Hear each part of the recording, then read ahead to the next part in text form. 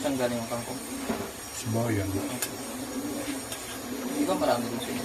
Marami, hindi niya naman sinasabi kung anong planong ulam. Talaga yun nga, kangkong nga yung kinuha ko na yun, pagkain ng rabbit. Hindi dinamayo ko sana ng talbos-talbos.